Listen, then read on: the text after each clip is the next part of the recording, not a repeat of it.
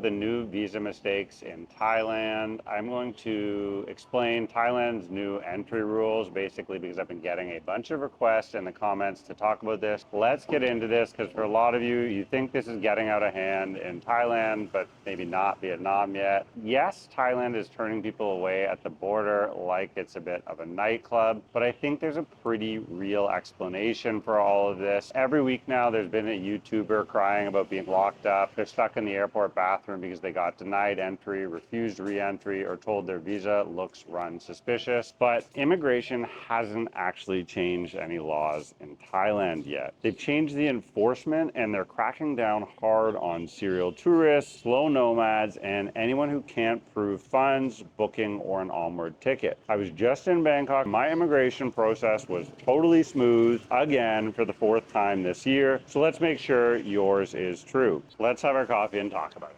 What's really happening at Thai immigration entry points right now?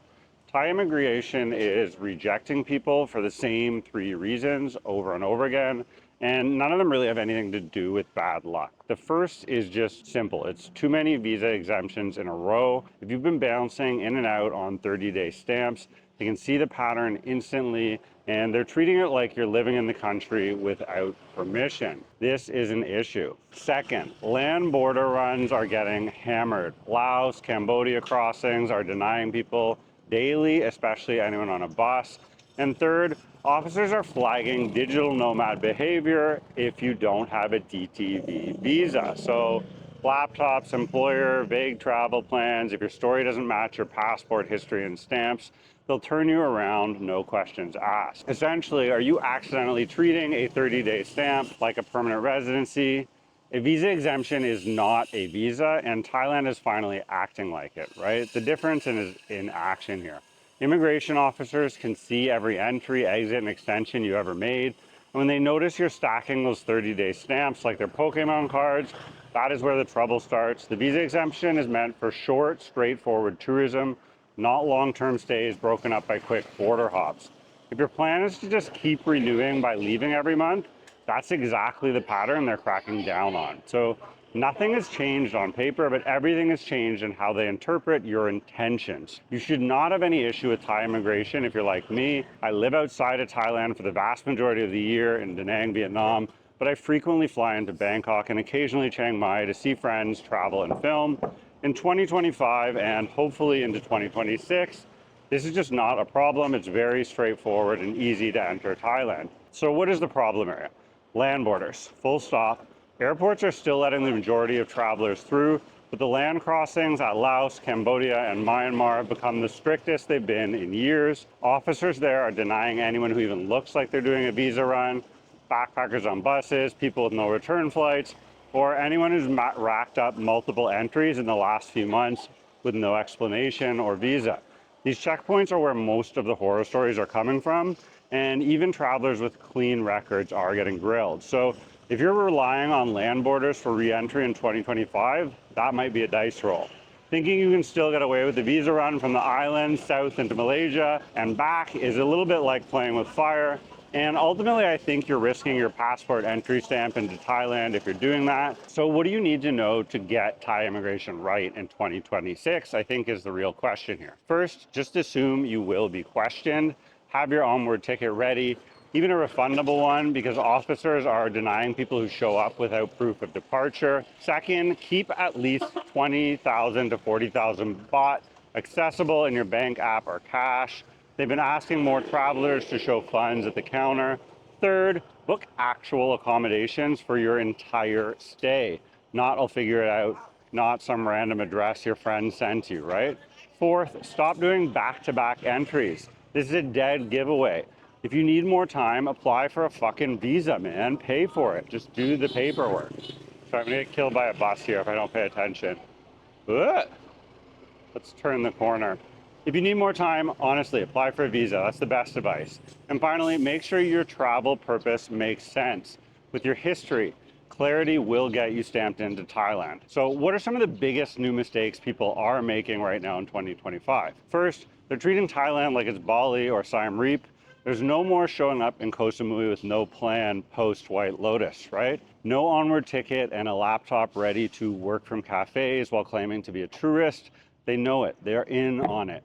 Immigration isn't buying that kind of shit anymore. The second is just ignoring your entry history. Officers can see every stamp you've collected, so pretending that it's your first visit when you've been here 6 times in the last year, or you've basically been living in Thailand for a decade, is a dead giveaway and red flag. If they see you've been spending anywhere near 180 days, which would kick in tax laws, a year in Thailand without a DTV or retirement visa, you're going to be in hot water. And the third thing here is believing you can talk your way out of it. This is just not happening anymore. You can't. Don't even try to bullshit your way through Thai immigration or bribe or pay for it.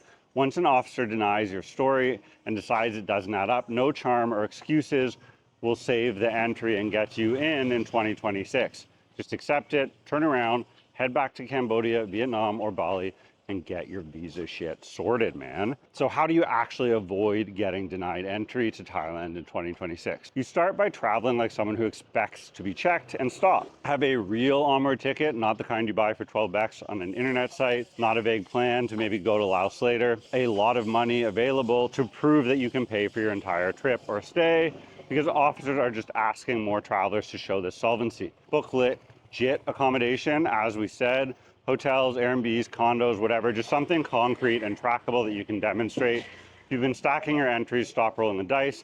Apply for the DTV, the SCTV, the METV, the O, the OA, or the LTR visa. I know there's a shit ton of them. I'm sorry, I didn't make it up. Most importantly, make sure your purpose matches that passport history.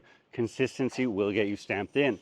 I get stamped in all the time because I'm always doing the same thing and have the same explanation. Is this why Vietnam and Cambodia suddenly look like a safer bet for long-term and laissez-faire travelers in 2076? Probably yes, because even if they're not great, they're at least predictable visa-wise. Vietnam now has one of the cleanest entry systems in the region, a widely expanded visa-exempt country list, including most of Europe, UK, Japan, South Korea, Chile, and more Eastern Bloc countries, plus a single or multiple entry e-visa for almost everyone else to enter Vietnam that takes 3 days, costs 25 to 50 bucks, and will be granted if you spell your name correctly and pay the fees. Immigration questions are minimal right now in Vietnam, and once you're in, visa extensions and long stays are way less dramatic than the Thailand roulette wheel. There are literally local companies in Vietnam that will take you on a border run in a luxury bus to get your passport stamped for you for a fee. Even simpler is Cambodia. The ER and ERR retirement visas are clear, cheap, and built for long-term stays without border runs or surprise denials. People show up on tourist visas in Cambodia, change it after. If you're retiring or slow traveling in Southeast Asia, 2026 favors stability, and that stability, unfortunately, is not Bangkok immigration at an airport. So what's the real takeaway here for 2026? Thailand isn't closed. Don't be ridiculous. Thailand's not shut down. It's still the superpower of tourism in the region. It's just unpredictable if you try and wing it or go without a plan. Things are becoming legitimized. And if you're retiring, slow traveling, or trying to build a home base, unpredictability is the one thing you can't afford and don't want. So yes, in 2026, Vietnam and Cambodia can give you some of the stability, clarity, and long stay options without playing immigration roulette at the Thai entry point. And if you set yourself up properly for your first 90 to 180 days in Vietnam, visa, housing, healthcare, dating, banking, etc., that's all sorted in my Move to Vietnam masterclass, 60 minutes long. You can watch it now. It's linked below. Or you can watch my next video right here, and that'll show you my financials and how I was actually able to retire in Da Nang, Vietnam. Thanks so much for watching.